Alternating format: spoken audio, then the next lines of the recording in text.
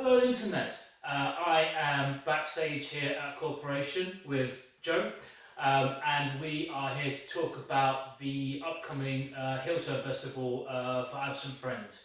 As hopefully you know, I'm Paul of PGS Music, but I'm also opening the show with my project, Lemenya. And then towards the top half of the bill, we have Joe performing with Bob. You may also know Joe from Hecate Enthroned, for which he is the frontman of. Um, so how are you doing today? I'm a bit wet. Yes. It's a bit tempestuous outside. Yeah, it's suitably gloomy for a gloomy vibe gig. So we'll talk about the show, talk about who we've got on there. Lots of kind of significant last gigs for various people, including our headliners Gilmore Trail, who I'm always happy to rep. Um, to start from the top, so we've got Gilmore Trail, who will be doing. This is going to be their final show, ever, in theory. But as wrestling fans, we know never say never. And then after that, we've got Bowl underneath. So how's prep going for that? I'm really well at the moment. We've kind of got a bit of a special set, which I can't say anything about really yet. No? There's going to be some stuff on there that people recognise. There's going to be at least one debuting of a brand new song, which is very relevant to the theme of the night. Yeah. So we're really looking forward to it. But I was in practice just the other night, and everything was sounding really good. So excellent. And obviously you've got there's a new album on the horizon, isn't there? So if you've got the recording done, it's now just a case of the. There is an absolute ton of recording that has been done. What gets released when and where is still up in the air. We're kind of in the mixing and mastering process at the moment as we speak. So it's what mastering should be done sort of December time, and then we'll just be kind of looking for means to sort of get it into people's ears. Excellent. So, well, look forward to it. I have had a sneaky peek of a thing, but I'm not going to mention it. Which was band related. Oh yeah, that could have taken a swerve, couldn't it? So cool. So we've got Gilmore and Bowl, and then after that we've got. See, how many of these I can remember off the top of my head. We've got Delta so we've got some psych just to really throw people out before the big emotions. And then under that we've got Thunderwolf. Now Thunderwolf are one that I know of, but I've not seen it because I wasn't really around for any of the Melt to Masses last year. Right. So I did see them at Melt to Masses, and they got through to the final, but they're a bit different now because they've got a new singer. Yes. So Will of Zython and the 300 other projects that he's doing. So. Yeah. Who, in fact, both of us have recorded with at various points because he did the Lakota EP. We did Knuckle Harvey with Wells. Still got that on my shelf, by the way. Cracking EP. And then we've got some other kind of more established local favourites. So we've got Isle and we've got Ashes of Fire. Ashes of Fire, one of the shifts I did here at Corporation, they ended up doing like a opening spot on the main stage, which was really sweet. So you can imagine the grin on Kieran's face, wandering around with his. Yeah, they actually came in on relatively short notice to play with on the Bile and Offness tour as well. Oh, brilliant! Which was great. They put on a brilliant show. It was them and Light Rome. Yeah. So looking forward to seeing them again because they're always high quality. Yes, indeed. So, they've really kind of come on leaps and bounds from what I've seen. So. Yeah. I mean, I sort of saw one of their earlier shows, and it's kind of like night and day between like where they are now, and I really want to see them start to get out to like Manchester, Leeds a bit more, and sort of like surrounding area, just to kind of. It's kind of like a bit like playing Risk, isn't it? Yeah. You sort of like gradually expand and sort of. Move out. Yeah, I think Manchester in particular, they do really well in that scene because there's that big kind of thrash and death kind of little scene that's going over there. So like your 1061 people and all that kind of stuff. So and then we've got a couple more bands who I'm not as familiar with from the Meltmaster. So we've got Fracture and we've got Bansif. Both of whom made the final, or one of whom made the final? Both made the final. So Fracture are kind of more a deathcore band, very tight. Very young, like offensively. I mean, I know that we're like a pair of old sods now, But yeah, I think Fracture are like in their early 20s or something. All power to them. Which is, yeah, I know, to like born in the 2000s. Yeah. I think so, which should not be allowed. So yeah, if I think back to what my early days of playing stuff was like, I was probably like a millimeter above average, I would say. So whereas now I like to think I'm like, maybe a meter above average. It's always annoying when they're really good at a really like Mother's Milk still wet on their lips, and they're like just really, really talented. And Bansif are similar actually. Bansif are a lot of them are very young, but they're more sort of like alternative metal, but like very, very good.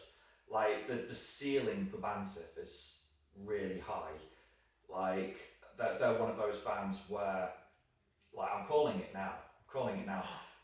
Years from now, they could be headlining that main stage just off their own bat if like things go right. Yeah. Because there's a very sincere sort of social commentary to them, which I think connects really well with a lot of like the audience, especially within like an alternative sort of metal scene kind of audience. And I think the way in which they perform, the way in which they write songs, I think that there is a lot there that can really connect with people. I think connecting with people is like the main thing. Yeah. Because it's been similar with Baal. I've noticed with Baal, we sort of do songs and music that is about things that kind of affect everyone. And Bansif have kind of got that themselves. Like they write songs about things that everyone can relate to. Yeah. So I'm really impressed by them. Like really impressed by Fracture as well. So yeah. It's like bloody young'uns. Indeed. It's nice to see because we've got some kind of, I guess, air quote, older guard bands on the bill. It's nice to have some kind of, I guess, fresh blood is the cliche now term is, isn't it? So yeah, and I think what's really good is that a lot of the older guard, unlike I don't know if you experienced this, but back in my day, I can't believe I've said that. I'm sort of 25 still in my head, but I'm a 37-year-old man. It used to be that like the older guard were a lot more, I think that the term now is gatekeepery, and you'd get a lot of these sort of double denim wankers who were kind of like, I very specifically, I remember going to see Slipknot, Slayer, Hatebreed and Mastodon at Manchester Evening News Arena. Was that one of those Unholy Alliance tours? It was, and that was in 2004 and I was 18. Yeah. And there was just this real nasty atmosphere of a lot of the much older Slayer fans kind of being quite shit to a lot of the much younger Slipknot fans. I like to think that, especially within our local scene, it's less like that. Yeah. There may have been certain comments online aimed at Bansif more recently that we had to do, but the thing that really I appreciated about that was so many people came to their defence who were like older, like fans like myself. So, and it wasn't just people blasting; it was also people going, "Well, you can say that, but here's some evidence to counteract that fact." Yeah, absolutely, and I think that the scene in general is probably a little bit better in that, like, the people who are a bit gatekeepery are, like, especially towards the younger fans, are kind of mocked for it. Yeah. And are dealt with, like, appropriately. But, like, I myself, like, I remember being that 14-year-old in a Slipknot hoodie, with my baseball cap, and it's like height of new metal. And then you've got kids these days. I see like 14-year-olds in Black Veil Brides t-shirts. I fucking hate Black Veil shit. But I love seeing stuff like that because I look at that and think this is the start of a really cool journey for you. Like and it's the same. Like, I've been to like death metal shows where I think I went to see Suffocation years ago. And there was someone in a Whitechapel t-shirt. Someone was kind of like being all like snarky to him. And I was like, he's here watching Suffocation because that band, like the deathcore bands that have gotten into that kind of music, that they're not to be excluded from the scene. They are a part of the scene. Yeah, that's my TED talk. Thank you for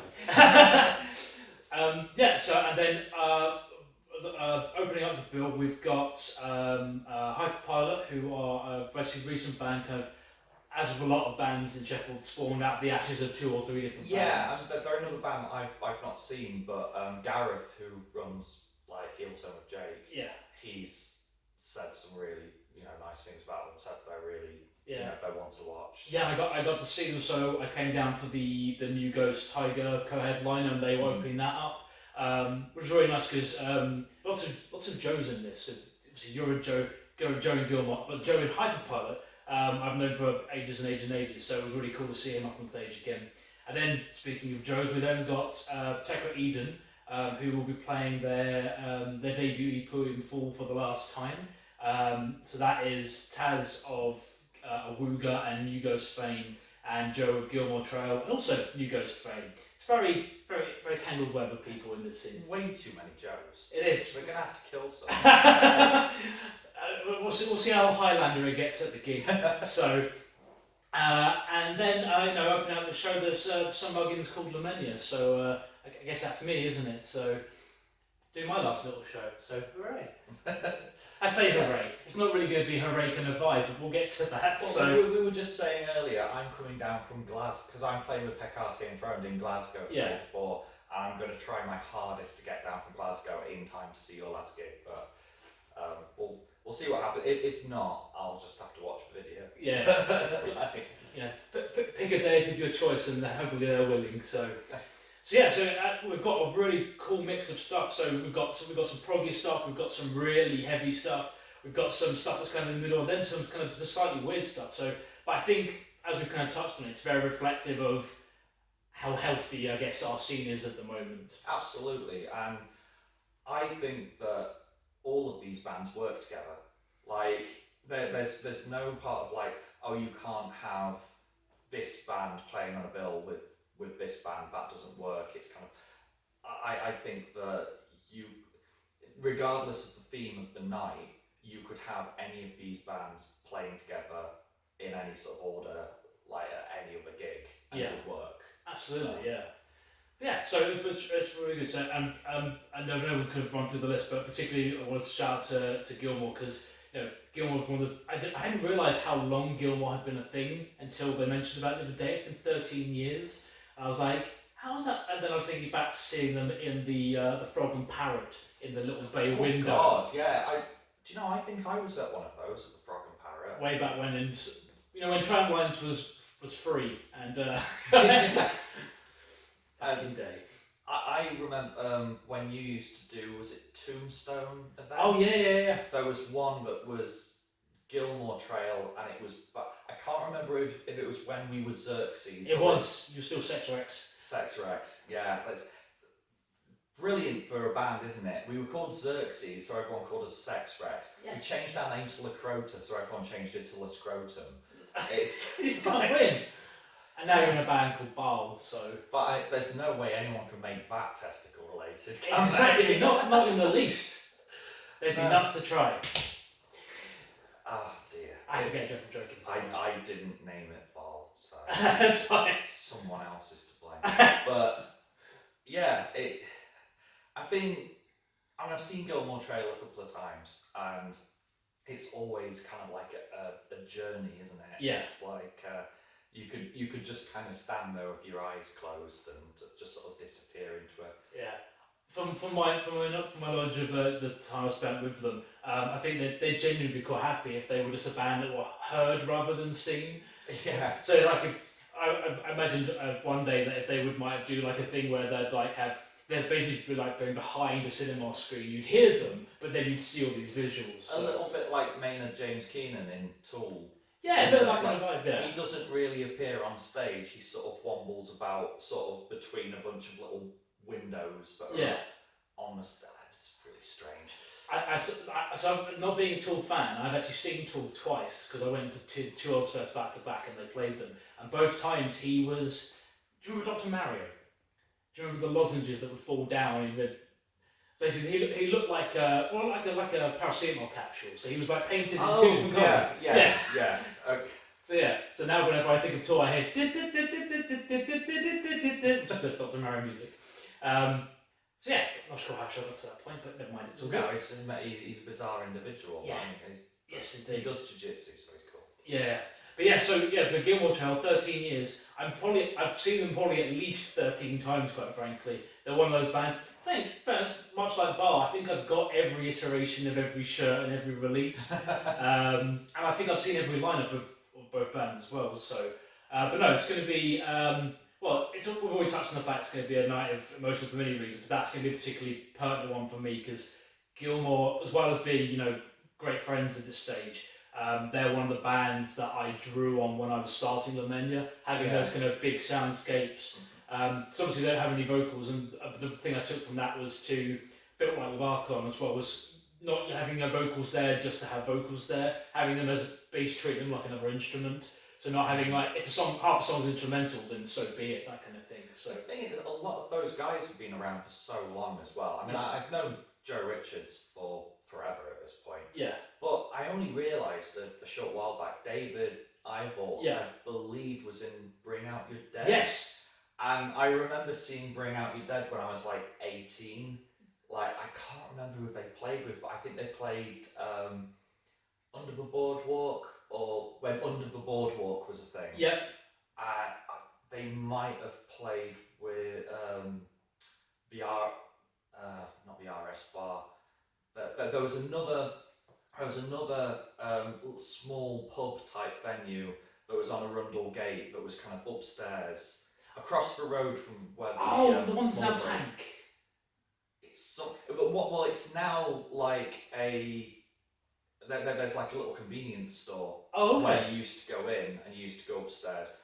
But when I used to work for Super, because I used to be a tram conductor, but our like little rest stop there was like the Dean Walters building was right next to it. Okay. And so I remember going to this gig and must have been blaring through the wall. I think Saragon played there as well. They were like an old school Bristol thrash band. Yeah. And it might have been Endless Torment and Extreme Maggot Infestation, which I've heard you talk about them before. That rings a bell. Well, Bonner Jaron used to be in Extreme Maggot Infestation for a short while. So like that's how I met Bonner. Oh, there you go. See the thing we mentioned a minute ago about the scene being a big tangled web of people. Everyone has either playing with, or will play with someone else at some point. So yeah. But yeah, I think it's, like I was saying, it's a really healthy mix of styles, and it's nice that everybody is starting to tiptoe towards it. Everyone's kind of really latched onto the theme and the premise of what we're trying to do with this show. So I think it's probably time to pull the band-aid off now, don't we? Yeah.